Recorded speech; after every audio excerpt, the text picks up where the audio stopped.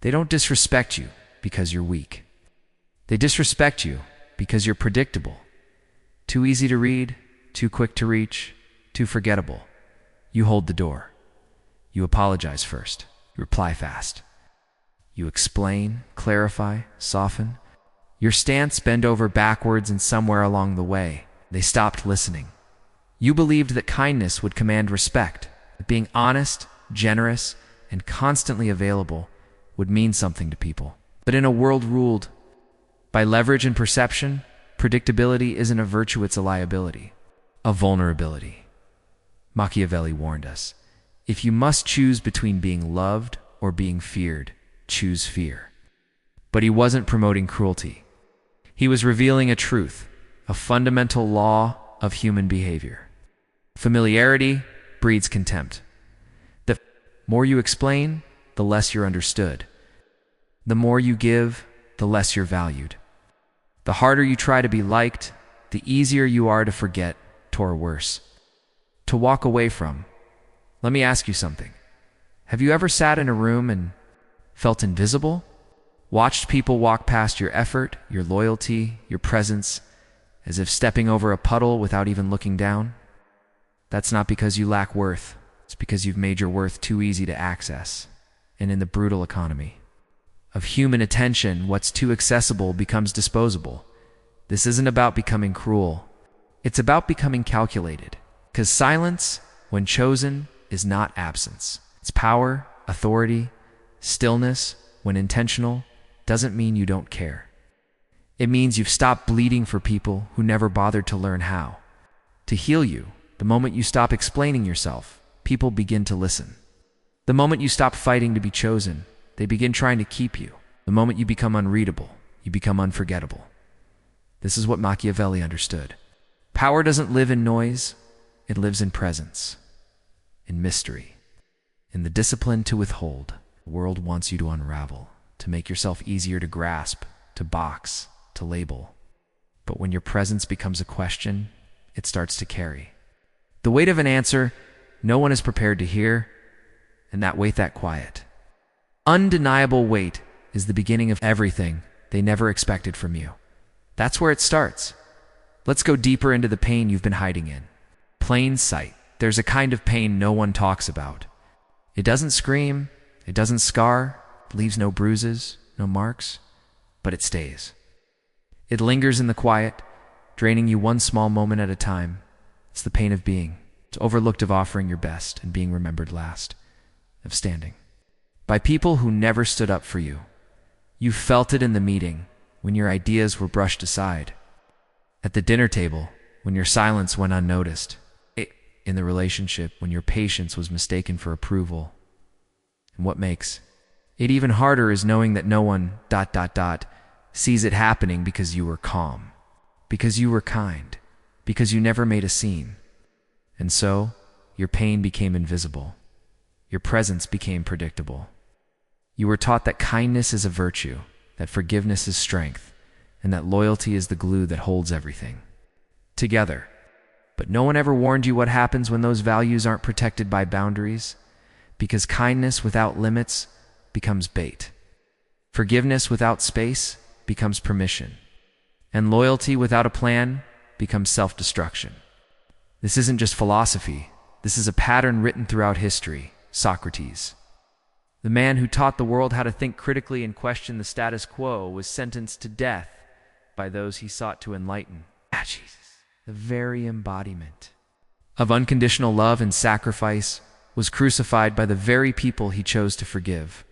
Joan of Arc, brave and unwavering in her faith, was burned alive by the kingdom she fought to save. Even in the modern world, this pattern repeats itself. The employee who never sets boundaries, who always says yes and takes on more, is the one. Overworked and underpaid, the friend who's always there to listen becomes the one nobody checks in on. The partner who forgives everything becomes the one most taken for granted. The man who always understands is the one most abandoned. The woman who never complains? She's the one people stop noticing. Why does this keep happening? Because we don't protect what's always accessible. We don't treasure what's always present. We don't fear losing what never threatens to leave. The tragedy isn't just that good people get hurt. It's that they get hurt quietly, silently, over and over again without recognition, without protest, and somehow they get blamed for allowing it. You tell yourself, I should have been stronger. I should have spoken up. I should have said something. But you weren't weak. You were just following the wrong script. You believed that consistency would earn you worth, that love meant endurance, silence equaled maturity. But here's the truth, raw and unapologetic. What you tolerate teaches people how to treat you, and what they see too often, they begin to take for granted. Respect doesn't vanish in a single dramatic moment. It dies slowly, piece by piece, in 1,000 unnoticed ways. In the delayed response, in the sarcastic compliment, in the apology that never came, in the way they stop asking how you are, because they've come to assume you'll be fine, and you, playing your role, smile. You swallow it. You say it's okay when it's not. Somewhere along the way, you convinced yourself that being nice would protect you, that being low maintenance made you easier to love, that being silent was the high road. But the world doesn't respect the agreeable. It respects the unavailable. Not because mystery is attractive, but because mystery is untouchable. It can't be manipulated. People respect distance. They're cautious around the unknown. They choose their words more carefully when they don't know where they stand with you. But you made it too easy. You stayed. You gave without pause. You explained yourself. You forgave before being asked. And now, they don't fear losing. You because they never had to. This is the hidden pain of the kind-hearted. You don't get hated, you get overlooked. You're not attacked. You're forgotten, and that kind of hurt. It runs deeper than betrayal ever could, because betrayal ends with a clean cut. Neglect erodes you slowly, quietly, until one day you wake up and wonder if you ever mattered at all, slowly. Until one day you look in the mirror and wonder where you went. You don't recognize the person staring back. Your edges have been softened, your voice muted, your presence blurred like background static. So ask yourself, was it truly that they couldn't see you, or had you made yourself so endlessly visible that you faded into the background? Because sometimes, the first ones to disappear are the ones who were never really seen to begin with. You thought it was personal? You thought their neglect said something about your heart, your soul, your effort, but it never was. It was never about who you are inside. It was about what you became through repetition. It was about the pattern, if you want to understand why. Good people get ignored. Stop blaming your kindness and start examining your wiring. Look deeper into your tendencies. The harsh truth is this: the human brain doesn't operate on fairness. It operates on survival, on efficiency. It streamlines, it categorizes, it filters out threats. And in that cold, instinctive logic, anything predictable becomes non-threatening. And what's non-threatening quickly becomes invisible. Your kindness, labeled safe. Your patience, filed under non-urgent. Your loyalty, tagged as always available. And just like that, you become psychological wallpaper, ever present, never noticed. But here's where the depth sharpens. Humans don't just respond to warmth. We respond to friction, to tension, to mystery. Yes. That's why the boss who speaks sparingly still commands the room. Yes. That's why the partner who doesn't reveal everything feels more magnetic. That's why the friend who's a little hard to read often holds more respect. It's not manipulation. It's design hardwired into the way we're built. We chase what's uncertain, crave what we can't fully grasp, treasure what we fear we might lose, and what we feel we could never replace. That's what we protect. So when you lay everything bare, your thoughts, your emotions, your time, your energy, people, stop leaning in. There's nothing left to chase, no mystery to uncover, no fear of loss to guard against. You think vulnerability creates connection? And yes, sometimes it does. But vulnerability without discernment is just exposure. It's like handing someone the blueprint to your soul before they've even earned your trust. And when someone hasn't earned something, they rarely protect it. Machiavelli understood this. Silence wasn't born of fear, it was born of strategy. He recognized that the person who speaks less holds more, that the one who reveals little controls the frame, that the one who pauses before responding forces others to reflect. Let's push deeper still. This isn't just philosophy. This is biology. Your brain filters out the constant E. It tunes out what's too familiar. It doesn't prioritize what doesn't change. You notice the blaring siren, but you forget the hum of the air conditioner. You hear the sudden knock at the door, but you stop noticing the steady tick of the clock. This is how people begin treating your presence as ambient noise, as something they've learned to tune out. And here's the terrifying part. You helped train them to do it. You were always quick to respond, always the one to forgive, always the first to understand. They don't censor their words around you because they've never had to face the silence of your disapproval. They don't value your time because you've always offered it with open hands. They don't miss you because, truthfully, you've never given them the chance to. So now ask yourself, who gets respected in your life? Is it the one who overshares every thought or the one who speaks in measured, deliberate doses? Is it the one who's always ... online, always available, always explaining?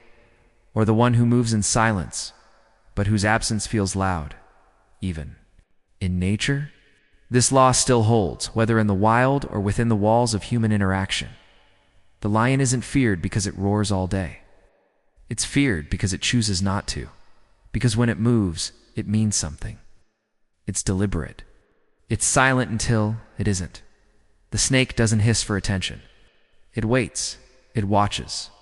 And when the moment comes, it strikes once, without warning. That's the essence of true power. Power doesn't shout. It doesn't over-explain. Bato said, power is unreadable. So let me ask you again. Really consider this. When was the last time you allowed someone to miss you? When was the last time your silence made someone nervous? When was the last time your absence taught someone your value more clearly than your constant presence ever could? Because that is the true currency of power. It's not about how much you give. It's about how precisely, how intentionally, and how selectively you choose to give it. Respect isn't granted to the person with the most open heart. It's earned by the person with the most self-controlled mind. And here's the tragedy. The kindest souls, the ones who should be held closest, valued most, are often the least feared. Not because they lack strength, but because they've never required others to earn access to it. They've given too much, too freely. So here's the shift. You don't become respected by being louder. You don't command space by being constantly accessible. You become respected by being less available. By making your time, your energy, your presence something people have to work to deserve. You build respect by creating tension, not cruelty, but the kind of psychological tension that comes from presence with boundaries, from affection that is disciplined. This doesn't mean becoming cold or bitter. It means becoming measured, discerning, calculated from wisdom, not reaction from pain. Machiavelli said it is much safer to be feared than loved, if one cannot be both. But let's be clear, the fear he spoke of wasn't about brutality. It wasn't terror. It was the quiet fear of mystery, the fear of being outside your favor, the fear of not being able to read your next move, the fear of being locked out from your silence, not just your words. Because when people can't predict you, they start stepping more carefully. When they don't have instant access to you, they begin to understand your value, begin to feel the weight of your presence and your absence. And that's when everything shifts. That's when your silence starts to speak louder than your kindness ever did, because you didn't just get hurt. You were trained to silence your anger, trained to suppress your needs, trained to make peace even when the battlefield was inside your own chest. But no one told you. Pain doesn't always come from cruelty. Sometimes it comes from repetition, from the same emotional mistake made over and over in the name of being good. So let's break it down first. You explain what should never need explaining. Someone crosses a line. Someone disrespects you. And your first instinct is to soften it, to make it easier for them to digest. You say, I didn't mean it like that. I was just trying to help. I only said it because I care. But every time you explain what should be obvious, You diminish your presence. Powerful people don't justify, they state.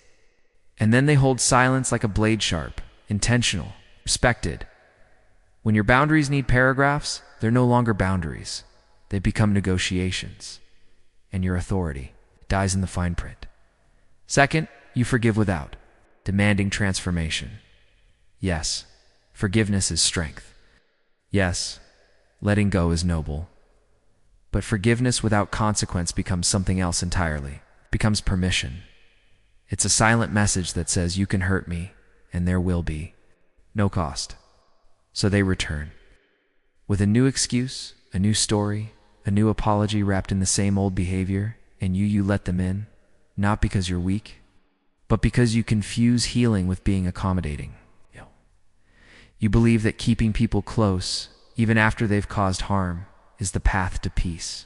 But true healing doesn't come from proximity. It comes from distance, from giving space, from learning to be silent when silence teaches louder than words ever could. Healing isn't about clinging. It's about creating absence. It's about teaching people that your presence is not a guarantee, that your forgiveness is not permission. Because if there's no pain in the loss, no consequence in your departure, then what exactly did you forgive? 3. You confuse honesty with overexposure. You were taught to be real, to be open. So you laid everything bare, your pain, your past, your fears, your story. You thought vulnerability was connection. But here's a brutal truth. Honesty without discernment is just emotional nudity. They didn't earn your truth, so they didn't protect it. And what was once sacred to you, what carried weight in your heart, is now just gossip to them, casual conversation. Entertainment at your expense. Because real connection doesn't come from telling everything. It comes from restraint. From knowing when not to speak. From waiting until someone has proven they can hold what you carry with care. 4. You ignore small violations. It begins innocently enough, a joke that stings. A message they leave unread. A backhanded compliment masked as humor. It pricks something deep inside, but you silence the discomfort. You reason with yourself. Maybe they didn't mean it. Maybe I'm too sensitive. It's not worth bringing up. But here's the Machiavellian truth. The betrayals that break us are not born from one grand moment. They are built brick by brick on the foundation of the smaller ones we excused. Every time you swallowed your words, every time you let it slide, you trained them to believe you always would. Respect doesn't erupt from big moments. It's cultivated through the micro decisions, when you stop laughing at the wrong joke, when you respond with stillness instead of appeasement, when you recognize a red flag and act on it. You either confront the small or get swallowed by the big. 5. You mistake being needed for being respected. You think if people depend on you, they'll value you. So you show up early, fix their messes, carry their burdens without being asked. You solve problems before they become visible. For a while they thank you, but over time they stop seeing you as powerful. They start seeing you as a resource. Like a charger, a map, a browser tab, always on, always useful, but never cherished, until the day they no longer need what you provide and they vanish. Not with malice, but with indifference, because they never respected you. They simply used you. That's the cycle. You overgive. They expect you burn out. They replace you. And the most dangerous part, you don't blame them. You blame yourself. Maybe if I gave more, they'd finally stay. Maybe if I tried harder, they'd finally see me. But giving more to the wrong people doesn't secure love. It dissolves your self-worth. Let's be absolutely clear. These mistakes do not mean you're weak. They mean you were never taught how power truly works. You were taught to be agreeable, to be likable, to keep the peace, even if the war was inside your chest. But here comes the Machiavellian shift. Being likable is not power. Being respected is. And respect isn't earned through exposure. It's earned through discernment, through your boundaries, through your silence, the power to say, you don't get that part of me. You don't get another chance. You don't get my words only, my distance. This isn't cruelty, it's clarity. Because until you change your strategy, your kindness will keep getting weaponized against you. Your empathy will be mistaken. time and again for obedience, where your love, pure, well-intentioned, sincere will, keep leading you into exhaustion, into depletion. Because that moment, the instant you decide to draw a line, even if it shakes everything's the moment the world begins rewriting how it sees you. It's the moment the rules change. It's when the lens shifts from how can I use you to how do I earn you. At some point, you stop asking, why do they treat me this way? Start asking, what did I allow them to believe about who I am? That's the turning point. It's not about feelings, it's about strategy. It's when pain finally gives birth to clarity. When the story pivots from helpless victimhood to conscious sovereignty, you stop surviving the story. You start writing it. Because here's the part most people are afraid to admit. The world doesn't treat you based on your heart. It doesn't respond to your intentions, your softness, your hopes. It treats you based on your frame, your posture, your presence, your stillness, your silence, and above all, your boundaries. The ones you enforce without ever needing to raise your voice. This is where we cross into philosophy, into the mechanics of presence, the architecture of power, and no one, perhaps in all of history, understood this better than Niccolo Machiavelli. Most people misunderstood him. They reduced him to a villain, a manipulator, a promoter of tyranny. But they only read the surface. Machiavelli didn't glorify corruption. He diagnosed human nature. He didn't invent the rules. He revealed them. It is much safer to be feared than loved, if one cannot be both. That line has echoed for over 500 years, not because it's cruel, but because it's true. Love, when it lacks boundaries, fades. Fear, when rooted in respect, holds. It stabilizes. It anchors. This doesn't mean you must become cold or cruel, but it does mean you must master the capacity for silence, for distance, for strategic withdrawal. Let me explain. In every human interaction, there's a silent, unspoken question being asked. What happens if I cross you? And if the answer is nothing, they'll forgive me, then they will. Again and again. Because respect doesn't come from your willingness to endure. It comes from your ability to walk away, to withhold, to protect your peace without needing validation or permission. And this brings us to Carl Jung. Jung spoke of integrating the shadow, the hidden, darker side of the psyche that most people deny, suppress, or avoid. But Jung didn't say to fear the shadow. He said to own it, to become intimate with your own darkness, not to act on it, but to possess it. Because only the person who knows how to harm and chooses not to is truly moral. Otherwise, you're not good, you're harmless. And harmless people don't command. Respect. They attract control. So yes, you must become dangerous. Not in behavior, but in potential.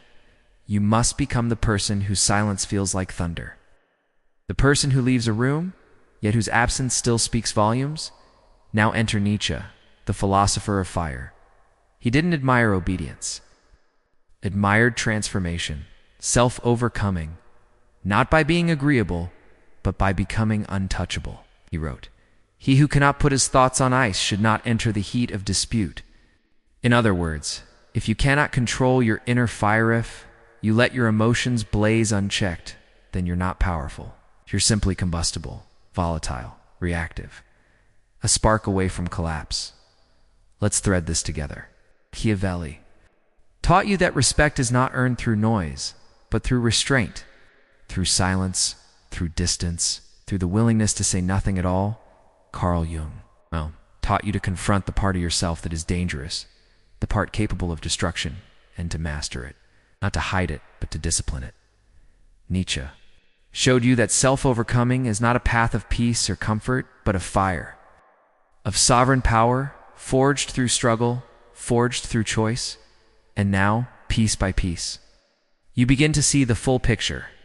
Power doesn't come from being feared. It comes from being unreadable, from being unshakable, from being a presence so grounded, so measured, so untouchable, that others feel the weight of you, even in your stillness. Think of the people you remember the most. It's the ones who enter a room without a word and suddenly everything adjusts. Conversations soften, postures change. People sense something they can't explain, they don't shout, they don't overexpress, they don't perform. They command respect not with volume, but with gravity. They speak last. They move slow. They never overshare.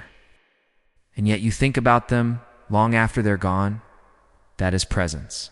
Presence is strategy. Let's make this real. Think of a lion. It doesn't roar all day. It doesn't chase every squirrel that crosses its path. Why would it? It walks with intentions. Slow, silent, deliberate. And everything around it prey, predator. Even the wind adjusts to its motion.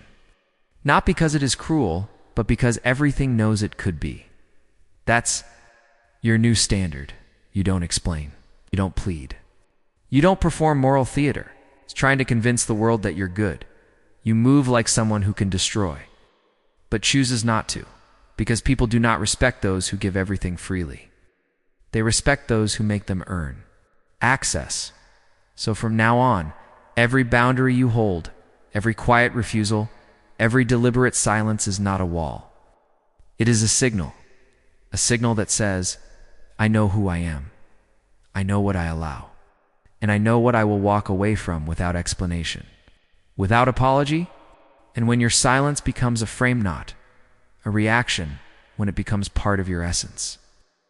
The world will finally meet you with the weight you once had to beg for. You've heard the logic, you've felt the pain, you've understood the philosophy. But none of that matters until something inside you snaps, not violently, not emotionally, but irrevocably. It's the moment you stop seeing yourself as the nice one and start seeing yourself as a sovereign force, not because you're angry, but because you're done. Done apologizing before anyone is offended. Done explaining things that should be self-evident. Done softening your tone just to make others feel comfortable. It's an identity fracture. A psychological death followed by a strategic resurrection. Let me show you what that sounds like. You stop asking, do they like me? And start asking, do I like who I become around them? You stop saying, I hope they understand me, and start declaring, I no longer owe them my clarity. You stop giving endless second chances. Not because you've become cold, but because your time is sacred. Sacred things are not handed out. They are earned. They are honored. They are protected not by isolation, but by discernment. And the moment you realize, truly realize, it is the moment something begins to shift within you. This shift doesn't make you bitter. It makes you precise. You stop spreading yourself thin for everyone and start calculating the cost of your presence. You begin to notice the quiet damage done by always being available. You feel the invisible weight of every yes you gave when your entire soul was screaming no. You remember what peace used to feel like before your phone became a leash? Before notifications replaced stillness? Before your energy was drained not by effort, but by access? And then something inside you whispers, firm, steady, undeniable, no more. No more giving your energy away like it's infinite. No more shrinking yourself to be tolerated in spaces not meant for you. No more explaining your worth to people committed, absolutely committed to misunderstanding you. You don't become cruel. You become unapologetically clear. Because here's what no one ever taught you. The version of you that needed to be liked by everyone, ... That version is the one that got betrayed over and over again, not by chance, but by pattern. That version needs to die. Not slowly, not gently, but completely. And in its place rises something entirely new. Someone who doesn't wait to be chosen. Someone who doesn't beg to be understood. Someone who knows that true peace doesn't come from approval, but from absence. Absence of drama. Absence of noise. Absence of people who confuse your silence for permission. This is the psychological pivot. You stop negotiating your value, you begin naming your terms. You stop proving your worth to people who only ever measured it in convenience. Instead, you let distance speak. And in a world that cannot stop talking, cannot stop posting, cannot stop performing, your silence becomes power. And suddenly the people who once took your presence for granted begin to feel its absence like hunger. They begin to treat your attention as sacred. This isn't arrogance. This is spiritual self-respect. And the moment it clicks, everything changes. You no longer chase. You no longer cling. You let go, not out of hate, but out of truth. Not because you're cold, but because you've come home. You no longer seek closure, because silence is closure. And walking away without a word, without a look, back is louder than any final argument. You don't beg for validation. You become validation. You become proof that rising doesn't require noise, that disappearing doesn't mean defeat. Sometimes the most powerful thing you can do is not respond. Machiavelli called it distance. Jung called it integration. Nietzsche called it self-overcoming. And you call it coming home, not to who the world told you to be, but to who you were. Before you shrank yourself for survival, now you stand taller, you move slower, you speak less. But when you speak, every word lands like a verdict. Not because you want to intimidate, but because your peace has become expensive. That's the shift. You don't become harder. You become heavier. You don't become louder. You become undeniable. And once you are undeniable, you no longer have to explain anything. You simply exist. And everything around you adjusts. So you've changed on the inside. You feel it. The weight. The stillness. It's a calm that no longer begs to be liked. The kind of peace that doesn't need confirmation, that doesn't require applause. But now comes the real test. How do you carry that power out into the world? Without saying a word, because true power doesn't live in declarations. Doesn't scream, doesn't demand attention. True power lives in presence. It speaks through posture, through restraint. It vibrates in silence. It's felt before it's ever heard. So let's break it down 5 arenas where silent power speaks the loudest. 1. In conversation. Speak less. Perceive more. When you choose to speak, own every word. Person talks just to be heard. But you speak to anchor the room. Don't rush to fill the space. Let the silence stretch. Let the pause carry weight. Let them feel the anticipation that precedes your response. Make them earn your reply. Drop the disclaimers, I think, maybe. It's just my opinion. And replace them with quiet certainty. This is what I see. Here's where I stand. That's the line. Speak like the room is already listening, because it is, even when they pretend it's not. And when you pause before speaking, you introduce gravity. And gravity commands attention without ever asking for it too.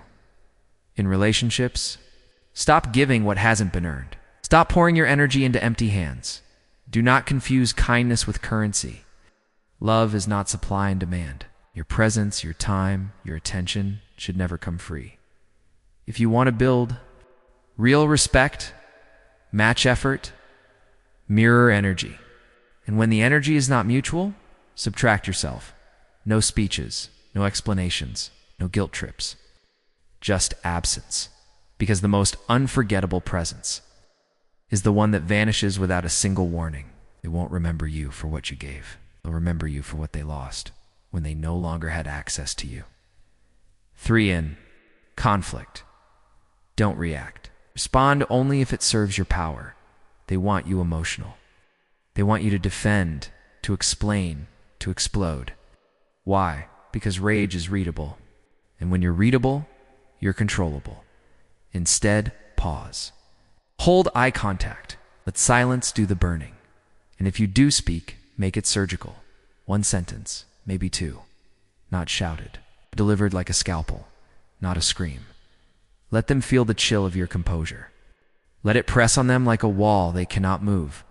Because when you don't flinch, you become the mirror that reflects their chaos. You expose everything they tried to project.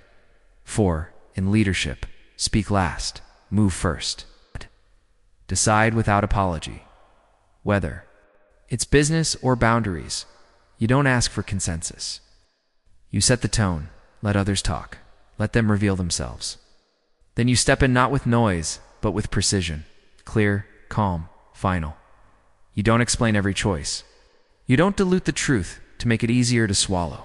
You don't ask for permission to be direct. You state, you decide, you move.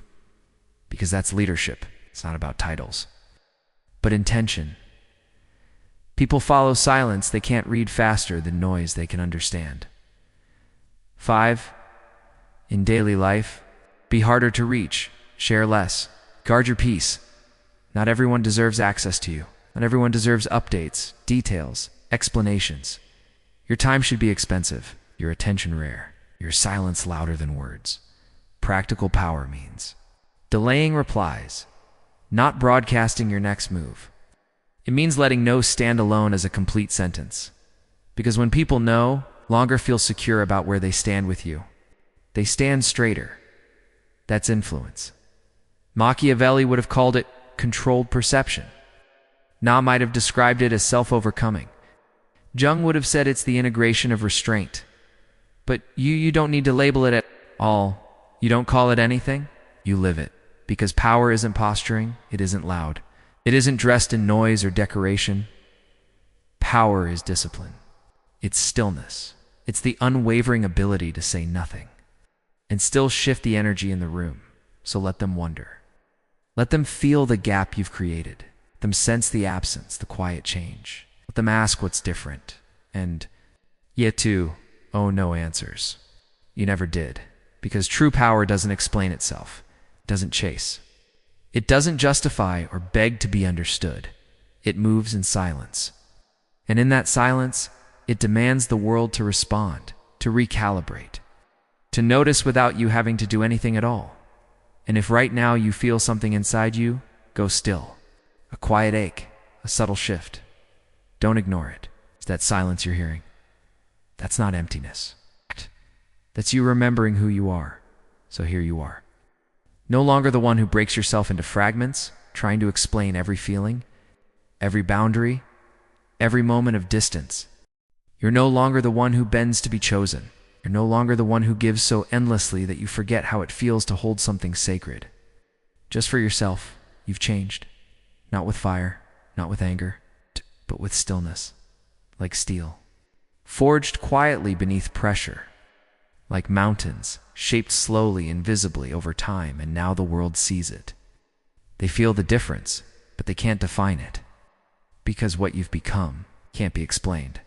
It's not something you say, it's something you are. You walk slower now. Each step is a decision. You move with purpose. You speak less, but when you do, your voice lands like gravity. You don't enter a room to impress. You enter knowing that your presence is enough. You don't chase answers. You let silence echo. You don't explain your choices anymore. Your boundaries speak for you. And the people who once tested your patience, they hesitate now. Even speaking your name feels different to them because something has shifted. You stop trying to be everything for everyone. You stop performing humility like it was your only way to survive. You stop shrinking so others could feel taller beside you. You realize something most people never do. Peace is expensive, and not everyone can afford your presence. You're no longer addicted to approval. You found something stronger, more enduring, being remembered, being missed, being respected, even in your absence. And here's the paradox they can't grasp. You didn't raise your voice. You lowered your availability. You didn't get louder, simply became less accessible. You never demanded respect, just became the kind of person for whom disrespect suddenly felt like a risk. You were no longer easy to read, no longer easy to reach, no longer easy to rattle, and they feel it. They feel it in how you look at them without rushing to comfort, in how you pause instead of reacting, in how you walk away calmly. Before they even realize what they've lost, you've become the kind of person who isn't feared for violence, isn't loved out of obligation, but is respected because no one quite knows what you'll do next. That's power. Not because you dominate, but because you don't need to. You hold back, you withdraw, you vanish.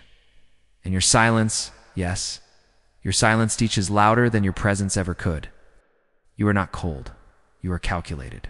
You are not cruel.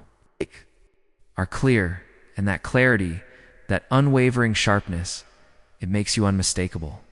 The old you needed to be chosen, needed to be praised, needed to be seen. The new you. The new you chooses, commands, and creates silence that speaks volumes. This is the new face of strength, not noise, not perfection, not the desperate need to be loved or accepted, but ownership of your time, your space, your energy, your very self. And now, when people see you again, they don't ask what happened to you. They say instead, I can't read you anymore. And that's exactly the point, because unreadable means untouchable. And untouchable means you finally return to yourself. You're not here to be liked. You're not here to be explained. You're not here to be chosen by people who never had the eyes to truly see you. You're here to be sovereign. To walk like someone whose presence isn't a request, but a recalibration of the entire room. You are not soft. You are silent. You are not weak. You are strategic. In that silence, it's not emptiness. It's ownership. It's stillness, it's not apathy. It's precision. Because the version of you who used to beg for clarity has now become the clarity itself. The one who used to explain now speaks through absence. The one who used to chase now disappears without noise and leaves an echo that lingers. They will talk. They will guess. They will wonder what changed. Let them. Stopped proving yourself. Stop negotiating your worth. You've stopped being available to the chaos of the unqualified now. If they don't value your words, you give them your silence. If they don't respect your time, you give them your distance. If they don't honor your presence, you remind them by taking it away. You are no longer emotional collateral. You're not a backup plan. You're not the understanding one they run to after burning bridges behind them. You are no longer here to be convenient. You are here to be complete. And from this moment on, you do not lower your standards to be kept. You raise your boundaries to be remembered. This is the Machiavellian truth, not about manipulation, not about cruelty, but about self-rule. The ability to walk alone and still be followed without ever asking for it, the strength to disappear and become louder in your absence than you ever were in your presence, because true power, it isn't noisy. It isn't charming. It isn't perfect. It's quiet. It's disciplined. It's unavailable. So let them wonder. Let them search for the old you. He's gone. She's gone. That version died quietly in a room where no one was listening. And the one who walks out of that silence now. They don't explain. They don't plead. They don't kneel. They move. And the world adjusts. Because now you are not feared for the damage you cause. You are feared because no one can predict your silence. End. That is what makes kings walk alone and still be followed.